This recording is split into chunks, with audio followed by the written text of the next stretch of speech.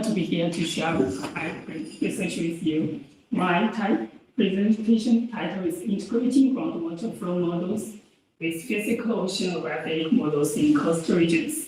And here is Albert, Manuel, and Danny. Let's start with a simple picture. Let's see what happened in coastal groundwater. As we know, here are submarine groundwater discharge and the seawater intrusion happened in the coastal regions. We can see here is a blue line.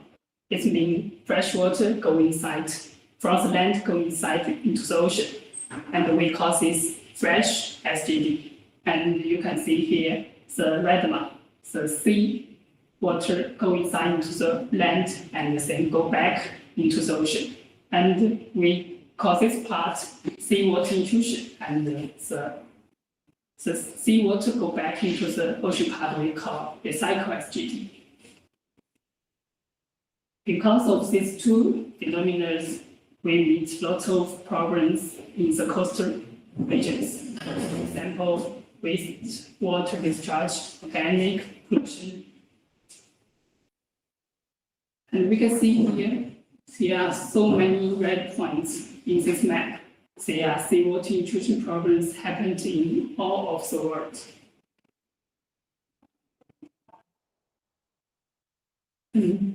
Because these two problems, the groundwater research and the ocean research want to solve the problems. But there are two different communities.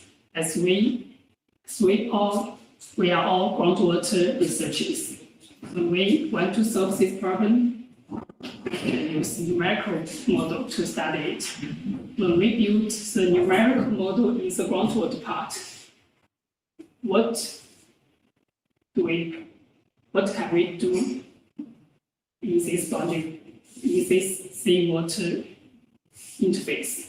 We always use the ocean land as the boundary condition for the groundwater model. But we ignore the ocean part.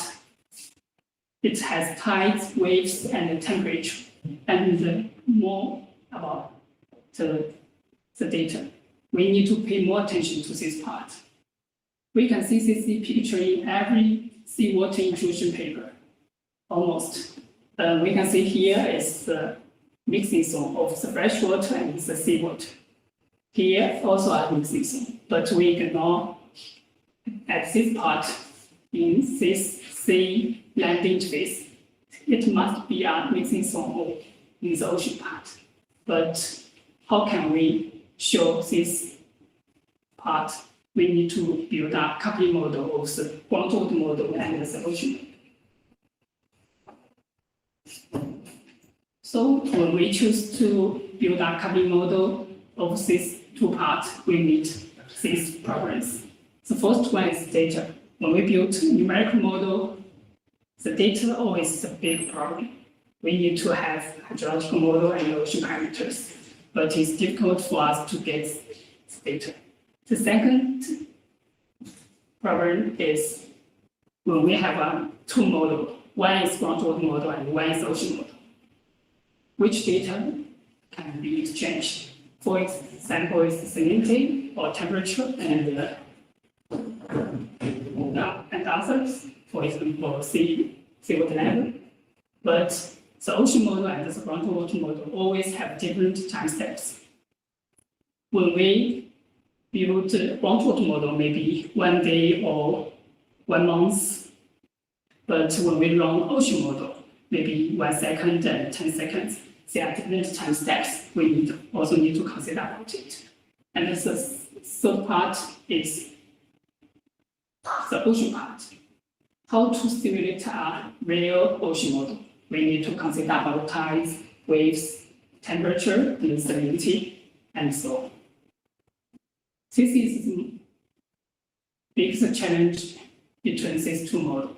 We need to build a dynamic boundary to show the mixing zone in the sea land interface.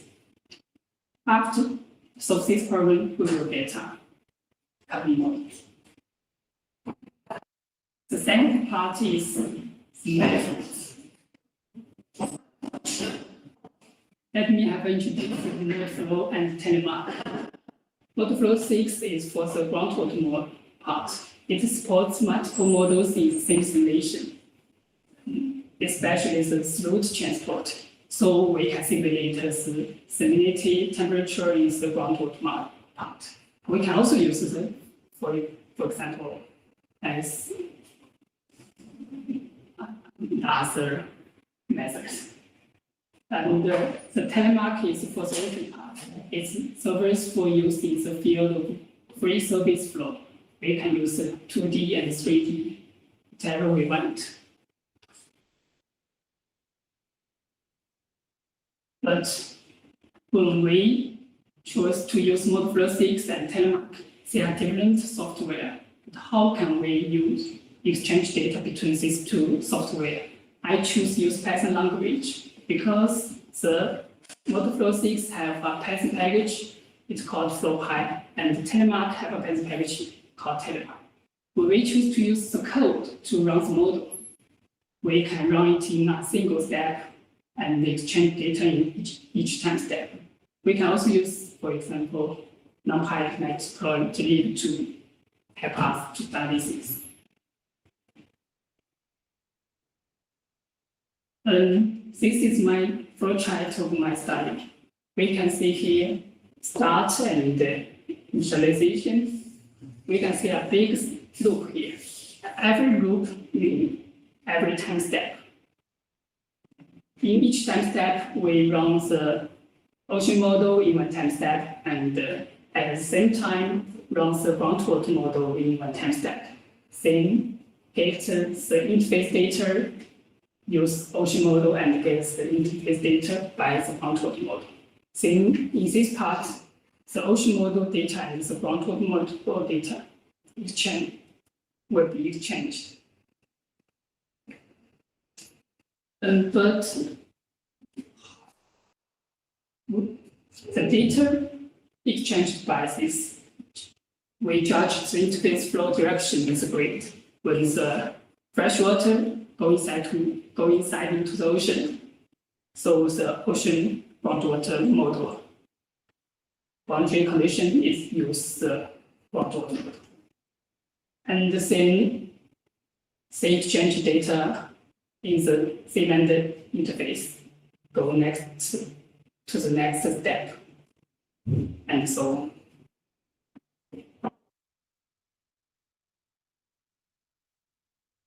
on. Here is a simple case to show how I couple these two models. Here is a paper I've already published in 2019. This author wants to study the effect of head difference on seawater intrusion. This part is the groundwater part, and this part is the seawater part. We can see here is a confined aquifer here, and this part is the ocean. But this case is a simple laboratory case.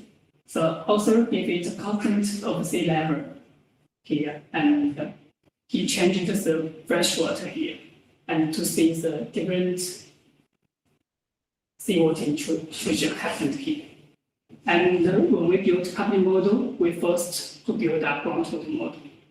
And I built this groundwater model of this part.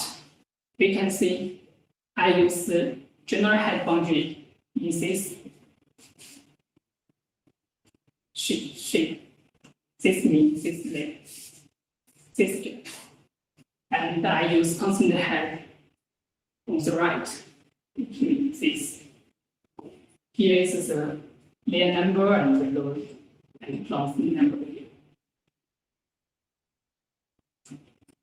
And then I built the ocean model, use telemark. Here's the top view of the ocean model. And here is the boundary condition. Example, here is posted script edge and free velocity. You can see here. And this part is this part. This part is this part. And in this part condition, I put the prescribed H free velocity and prescribed temperature and salinity. And we can see the ocean model and the groundwater model, they have the same low and grounds, but because of the height difference, it has different layer numbers. Then we get this result. You can see here, this part is the groundwater part, and this part is the ocean part, like this and this. We can see here is the result. We can see here is the seawater intrusion happening here, and here is the numerical model result. This is my coupling model result. We get the same result of the groundwater part, but we get the ocean result B.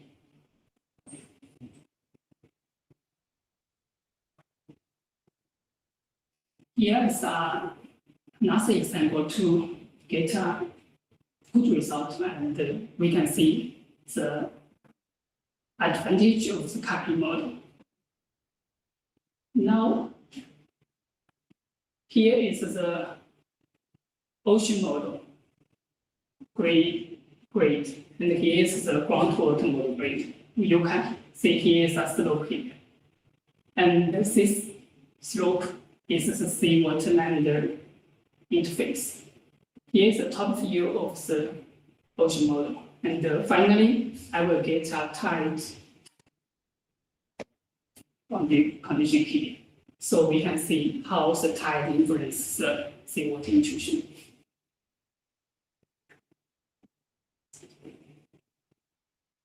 I gave it two periods of this coupling model. First period is a steady state, and we can see the seawater intrusion happened to a steady state. And then at the second period, I gave it here, tide, and so we can see the influence. At the beginning, this is side view of the coupling model. You can see here is the top view, and here is the side view. Here is the slope layer, and here is the constant head, a constant confined aquifer. Here at the beginning is a confined aquifer. Here is the freshwater. So the color is blue, and here is the ocean.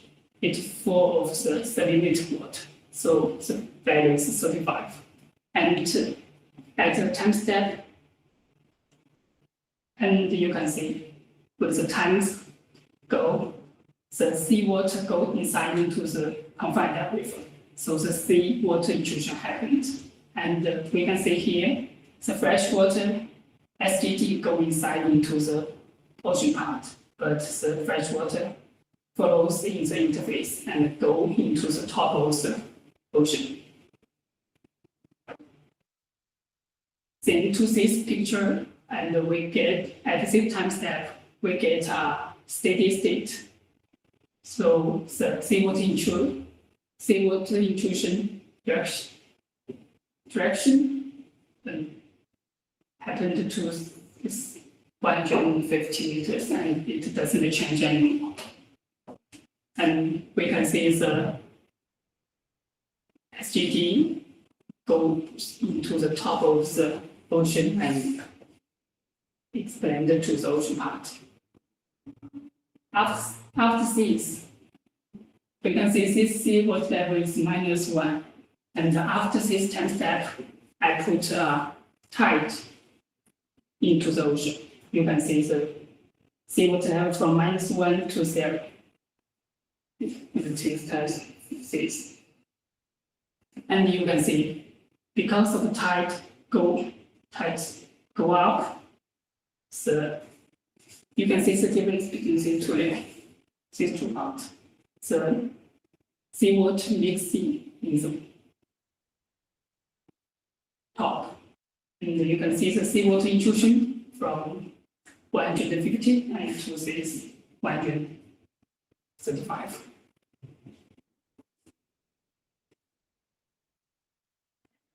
And this picture, you can see the seawater level is -2.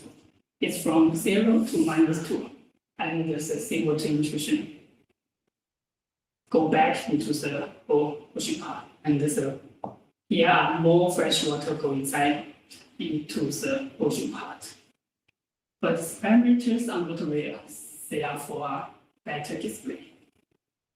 You can see here it's 150, and here is about 130. And then you can see this video. We can focus on the time step 720, and the tides go up and go down.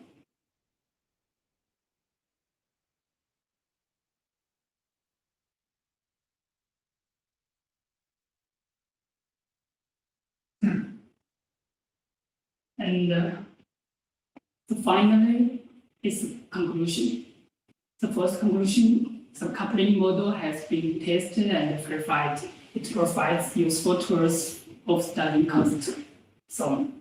And secondly, is dynamic boundary. The coupling model uses dynamic boundaries to exchange data, and it enhances the realism of simulation. And the third one is mixing zone in ocean and groundwater. The coupling model fixates the mixing zone between the ocean and groundwater, accurately relating key hydrological properties. Here is the reference. And thank you, everyone.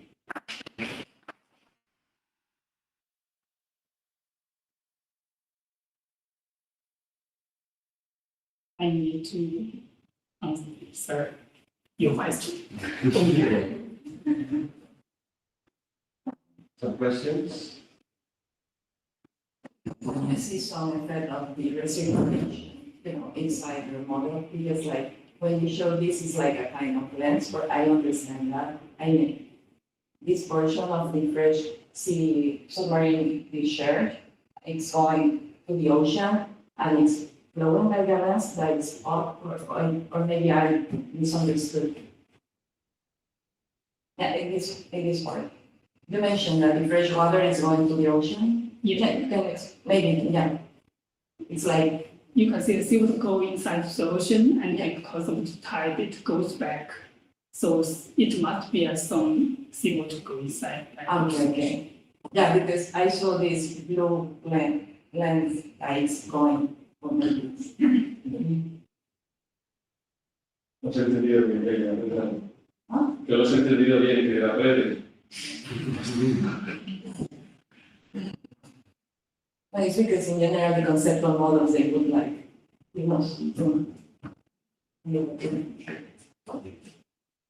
Which is the question? Yes.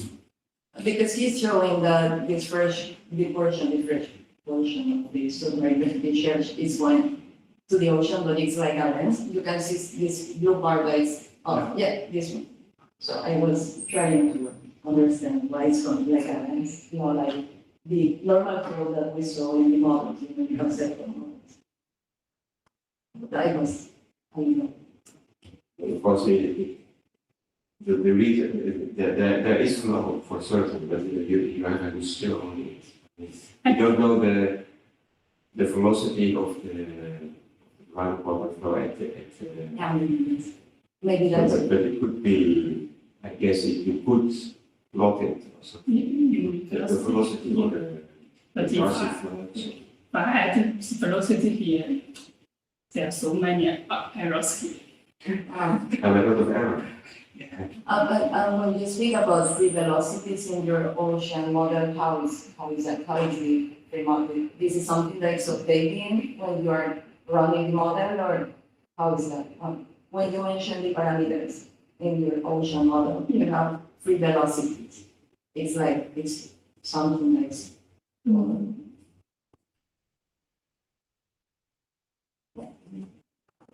yeah, this one. You this free velocity here. I put the free velocity at this boundary and this boundary. Okay. But you have to explain what is free velocity. Because we don't wonder. Free velocity means we don't put any Restriction. constraint.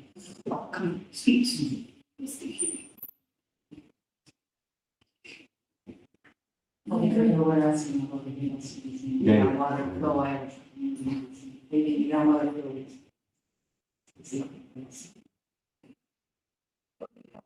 I think you can calculate and plot it, these free velocities or the RC fluxes in the ground. I think that is what you want to see. So No, but it's okay. It's just, this is really interesting because it's common. It's a type of boundary condition for the CM models, Yeah, that's that it. it need you can lead the propagation Of the way. of the water level that you have in your CM far from the model. Okay. Explain, Jiangyue, this is your answer, not my answer. No, it's okay, because we're showing something that it's good, because we have some conceptual model about how is submarine discharge, and now it's a model fact, so it's a question, it's not. I don't know anything about ocean models. I have a little bit of a question on one of the results in the ocean water. You still can see, for instance, this one. You still can see that there is a distinct zone where there's fresh water at the top right. Yeah. At the top right, in the seawater, there is fresh water. Yeah. I thought, but maybe I was wrong, because I don't know a lot about ocean mixing things. I thought it would be more mixed. So my question is could this be realistic or you don't know or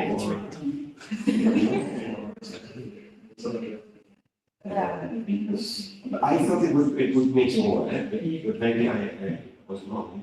I think that these are very fast processes when you have this interaction between the ocean and the aquifer, that you have these changes in salinities, and then you have the mixing zone. It's something that's highly affected by its dynamics. I put a large hydrology conductivity to show this result. Yeah. You can put this one that was, the next one, I think that's this one. Es como mayor la porción del mixing. Yeah, I don't know. It's only when the wave is going down, you have more pressure.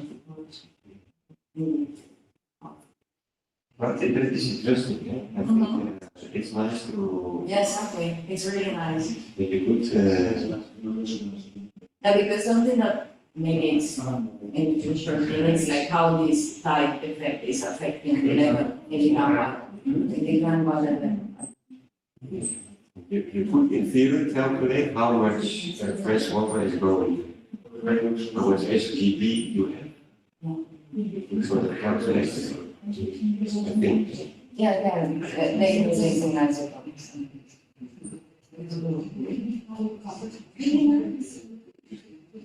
More questions? Yeah. Thank you for your presentation. It's my first time with these results. Congratulations for the work. It's really nice. Well, yeah, I'm not a modeler, so maybe it's a stupid question. But how is the water in the ocean model mixing with water offshores, let's say? So, like you have a renewal of the water, which is a rate that water is like entering and exiting the ocean model. And because this will definitely contribute having fresher or salinities maybe in the coastal ocean, right? Actually, you can see here the 6 point this point is the same with this point. So in the groundwater model can calculate the value of this point, and the ocean model can calculate the value of salinity temperature in this point, and we can change the data at the same point. But this is the exchange between the ocean model and the groundwater model. Yes, Yeah, I mean, but this is something like maybe I conceptually don't understand about the ocean model. Maybe it's super easy, but I mean, if you have some fresh water entering in the ocean, it will accumulate there. Like you have to have an exit of the water, right? I mean, in the other boundary, Like a kind of. offshores. actually, in my copy model, I only exchange the salinity temperature. I don't put the flow into the ocean and into the boundary part. He's not putting up a concept of the like you are saying, like an offshore fisher. He's not considering it, he's only mixing the water. It's in offshore, but we can see like a, it's not the condition that is doing. But some like ocean waters entering the model. Yeah, it's just like a conservative mixing, I think. Just- I thought. It's the boundary condition. It's the boundary. You have a boundary condition for the ocean model, right? Yeah, just have boundaries. I think Concentrate I think solamente it's- entrare constantmente dal mare. Both sides. What I mean is that for like my experience in the field is that the concentration of any tracer could be salinity or any other. In seawater, it really depends on the exchange that you have with the ocean, like offshore waters without concentration of this tracer. And if you have this upper layer with fresher water, like fresh water, I mean, how is this being influenced by the exchange with offshore waters? You know what I mean? No? Okay. Is anyone understanding it? I thought that you prescribe some head or some at the left you prescribe the head of the ocean. At the first period, I put 2 periods and in the copy model, in the first period, I put the minus You said prescribe head, free philosophy prescribes head. So if you prescribe the head, the water can enter only.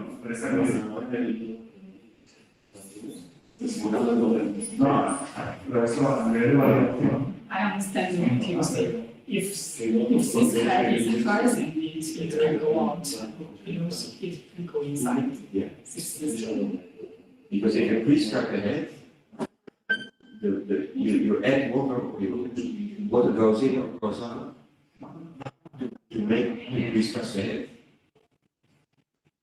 So water can come in or go out at the left boundary. The boundary there is when you connect the ocean with the aquifer.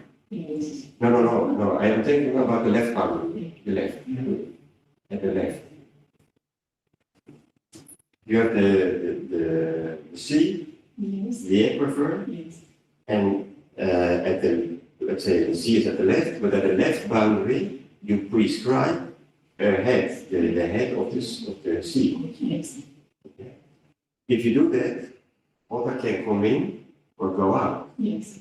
And that's what I think the question is. Yes. That one, I think this is a critical point, I would say, from my experience. So in order to validate the model, maybe, I don't know which kind of heads you are prescribing, but you should be consistent with real measurement. And this is easy to constrain in that sense. So if you have little exchange there, maybe you can have a lot of fresh water in the upper part, but it's just because you are underestimating the mixing with offshore water, no? It's what again? Single holding model. One more question. in the mixing zone, can you put the image of the video? It's like not homogeneous, right? The inflow into the aquifer. Let's see. Yeah.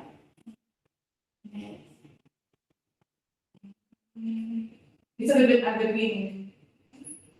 Let's see. Okay, go back. I can stop. Now, can you see that it's not homogeneous? The first entrance of saltwater in the aquifer, it's not homogeneous. The very first time step does not do it. Yeah, it's very unstable. It's not real, because you cannot, you don't see this very first time step again in the simulation. So it's something that you go. It's not How do you? But was the initial conditions you have fresh water in that, and that's why you have this. Yeah, of course, but why it's not homogeneous? I mean, it's like there are two moons. I just wondering why. You understand the question, Jiangyue? Yeah. Why do we have this infiltration only at where it's infiltration, not to the left? I haven't seen. Could it be because of the function of the light? That it's At this time, here is the constant head, not here you have a constant head. here. -1. At the first period, I put the constant head of the ocean and say it's go seawater intrusion happened to be here and then go to the next time step is time. So the beginning is with no time. Yeah, the beginning is no time. You didn't like that. But then, No, maybe it is because it is unstable. Yeah, And then everything can happen. It's copied. because of density Yeah, problem. I think, but They are different densities in the beginning. actually, I don't know why. You should check it. Because they you have to be densities in the first moment, but you have to You have to explain everything, you know. You need to check why it's So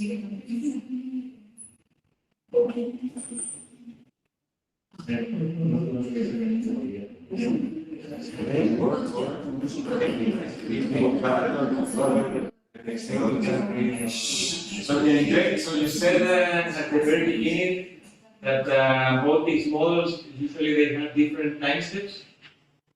Yeah. The ocean model has something in the order of seconds and the groundwater model in the order of hours or days.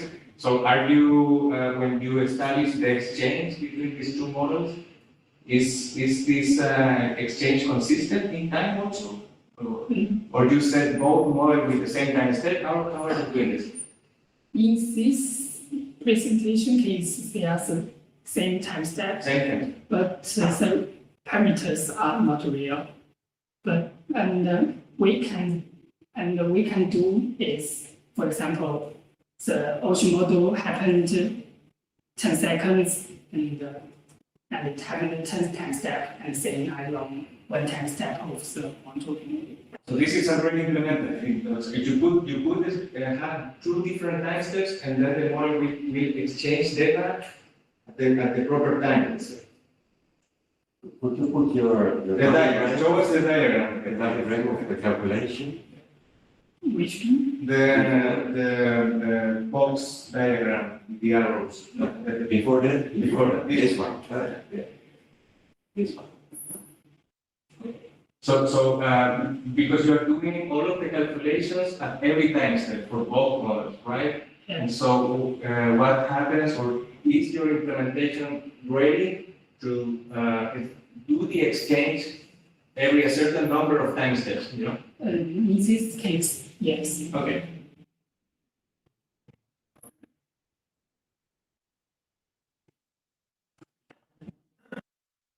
For question is, could you have more time step for the ocean model than for the groundwater model?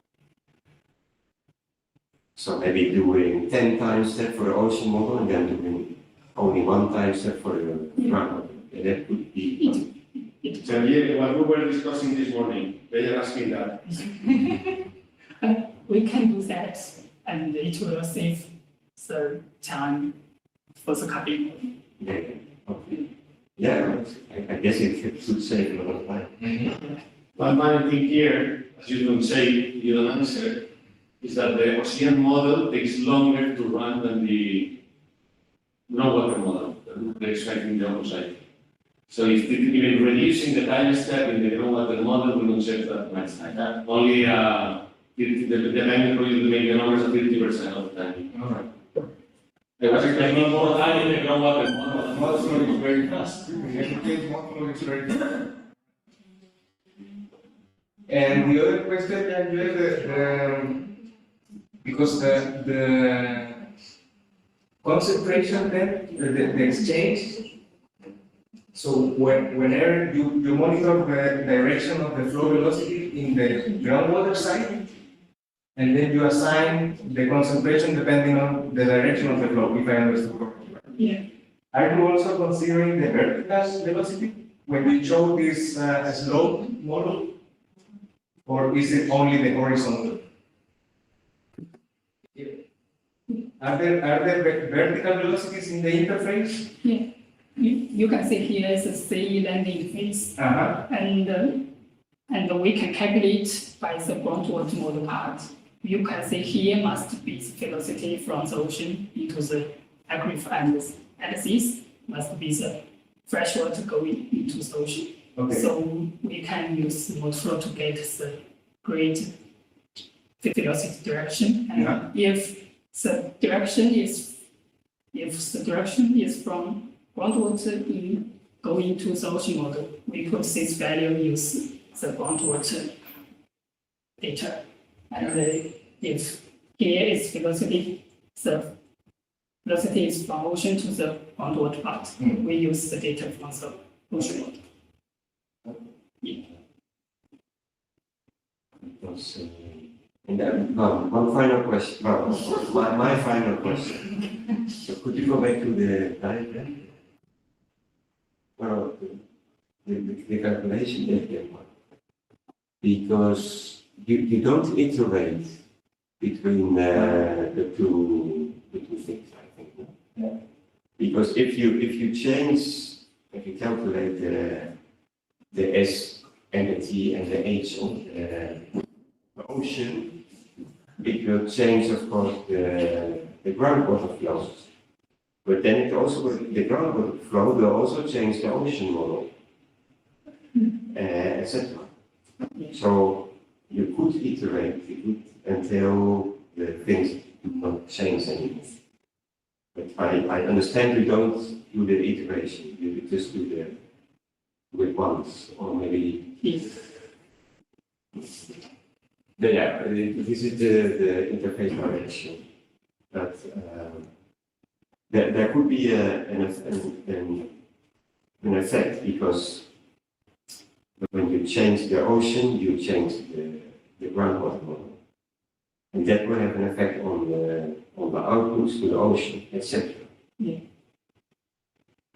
So I imagine that you could iterate. Okay, so not only once, but to do it again and again and again and again.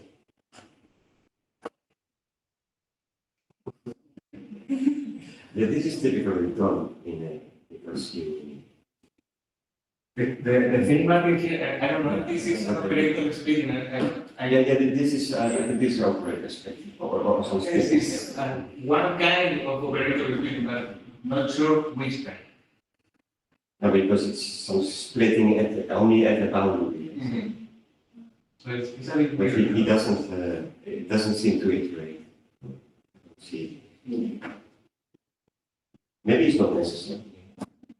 If I understand correctly, you take the head values of the ocean model, you pass this head to the general head boundary, And you run the model for modeling, right? Yes.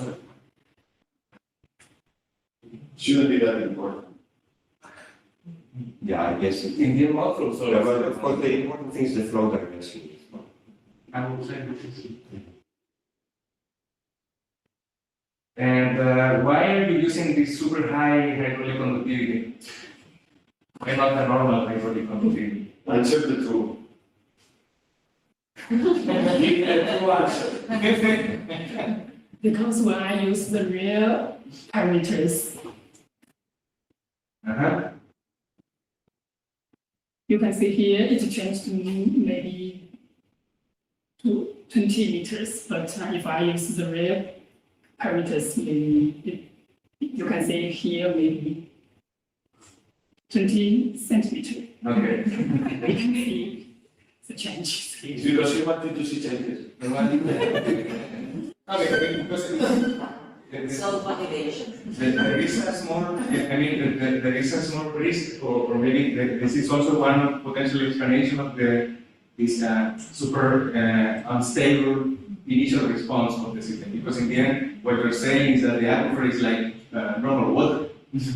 Right? So this is maybe something to consider, and if the change is something like 20 centimeters or 1 meter, well, that's the result.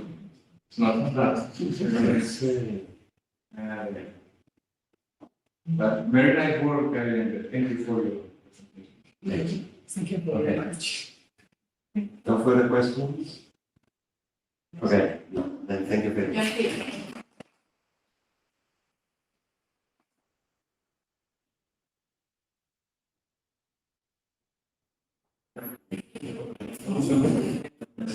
Cuando supones